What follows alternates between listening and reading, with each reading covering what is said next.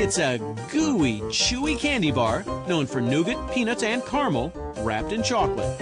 And ever since 1930, the Snickers bar has been putting a smile on people's faces with a name that Mars founder Frank C. Mars picked as an inside joke of sorts.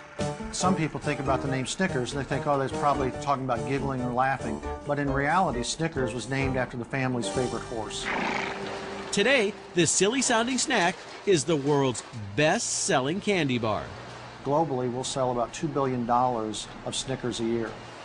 And at the Master Foods USA plant, a division of Mars in Chicago, Illinois, it all starts with Snickers' signature nougat.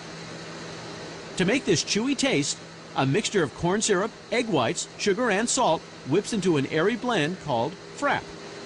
Then fresh ground peanut butter mixes in, flavoring the sticky stuff. The finished mix cooks to 165 degrees Fahrenheit, then drops onto a chilly contraption with giant rolling pins. The rollers themselves are actually ice cold, and the nougat then forms a skin and is then transferred off of those rollers onto a stainless steel belt.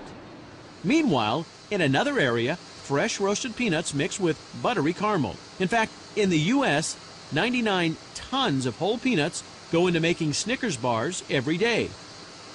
Because that gives the Snickers bar a variety of texture and also a stronger peanut impact. Just like the nougat, this warm and gooey mix chills out by taking a ride through the refrigerated rollers. At that stage, it's very runny. So we want to cool the caramel down so we can begin to form it and lay it right down on top of the nougat slab. Next, this candy slab cools down to the core in an enclosed refrigerated tunnel.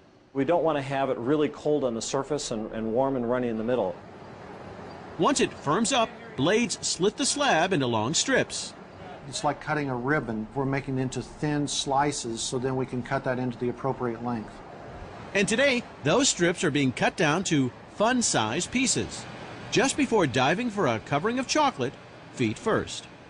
The reason we're doing that is so that when we cover the entire bar, we've got the right height profile so we can get a complete coverage, top, bottom, and sides.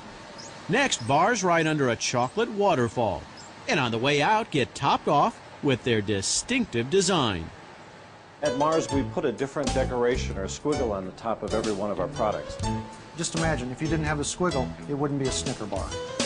Once the chocolate cools, the fun-size Snickers wrap up at a rate of about 900 bars per minute. But it's the regular-sized bars that give Snickers its nutty reputation.